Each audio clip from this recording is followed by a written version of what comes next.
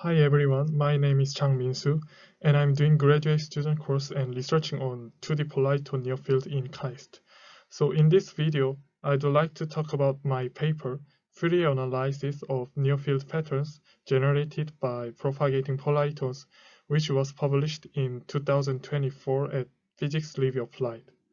And this paper explains how we can analyze the near field, especially in propagating polariton, and the cautious point when analyzing the near field signal. First, I'd like to introduce what is polariton. I think many of you already well know about polariton, so I will briefly skim this part. Polariton is the quasi-particle which is caused by coupling pair of charge by light instant on material. In particular, because these polaritons have a high light-matter interaction and confinement, many researches are ongoing these days. However, because of this high confinement, it is really hard to directly measure the polariton. Due to the diffraction limit, traditional far-field measurement cannot be used. In order to measure this near field, we use scattering type scanning near field optical microscope SNOM. In SNOM measurement, we detect backscatter signal from the tip to gap signal, and this method has several advantages to detect near field. Firstly, it can get background-free near field signal. It has interferometer and AFM combined structure and form the vibrating reference mirror and AFM tip, so we can modulate the signal and can get pure near field signal. And this signal can have both amplitude and phase information based on reference beam. And the sharp metallic AFM tip can sense the near field in resolution of few tens of nanometers due to the uncertainty principle in sharp tip.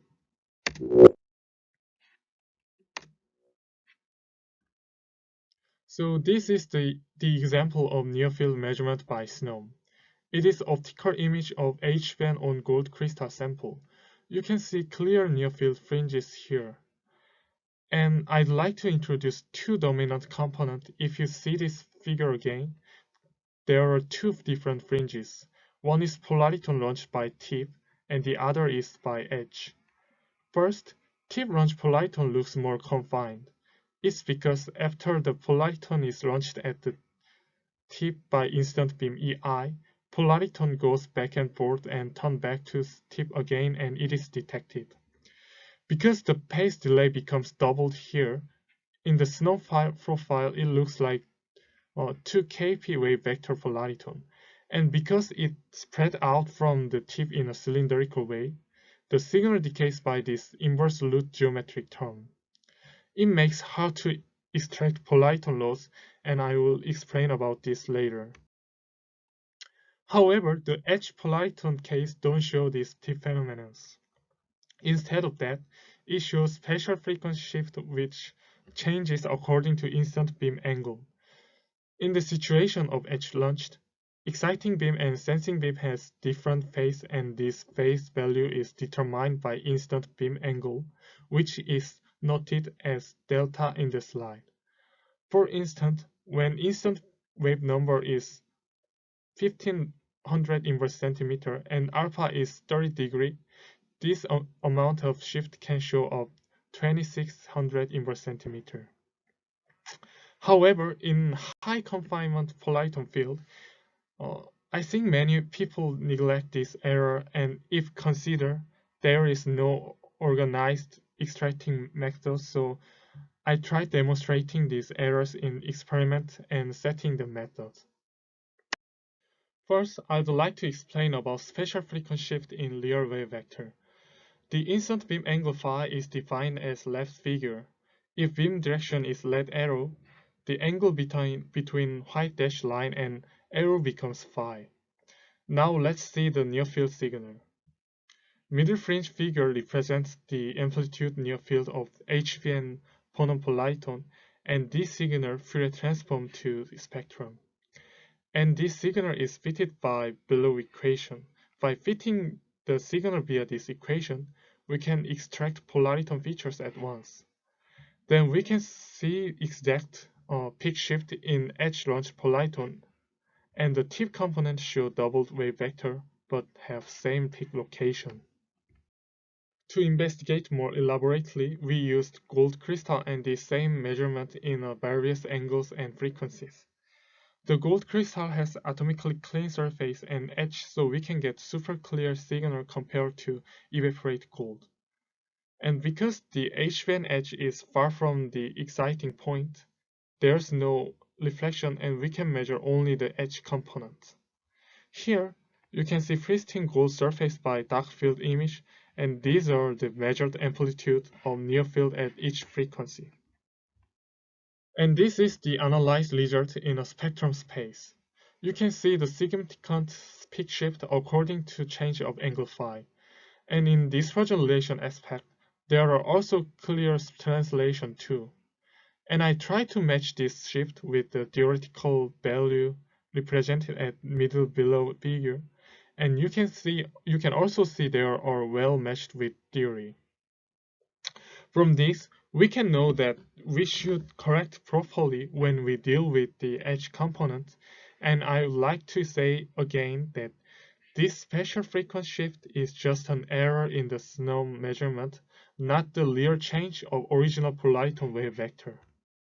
From now on, I explained about real part of wave vector, and now I'd like to introduce about imaginary analyzing method.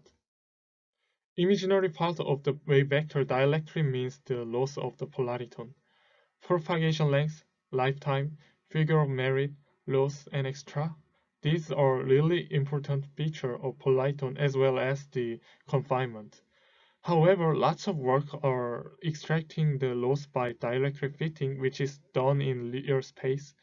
However, this method put out very fluidic result depending on how to truncate the signal where to where, and has disadvantage in mixed complex signal. So I recommended to use this fitting method in spectrum space again, and there also is graphical meaning of imaginary part. As the real part of the polariton is represented by peak location, the full width half maximum of peak is related to damping loss. Unlike the Lorentzian imply that FWHM is lost directly, in here there is specific value square root 3 over 6, and it is calculated in algebraic way, and I will skip and leave this part at paper. However, when we analyze the tip component, this spectrum method cannot be used because of the geometric term. As I said at previous slide, tip launch polaritons spread out from the tip in a cylindrical way, so this geometric term appears. And this term affects to the spectrum in a way of broadening peak, so we need filtering the spectrum region and return to real space to extract information from tip components. You can see this red line fitting shows larger damping loss because it includes the geometry feature in gamma. However, green one extracted the geometric term, so has smaller damping loss and closer to analytically calculated loss. So thanks for listening so far, and I will wrap up with brief summary. So far, I explained about momentum correction term, which we have to consider in our SNOM measurement according to tip and edge launch polariton. And here, the expected errors are well matched with calculations. And also we looked into the additional geometric term in tip launch polariton and the way to extract that unwanted term. Thank you for listening again, and if you have any question, please leave reply on this video. Thank you.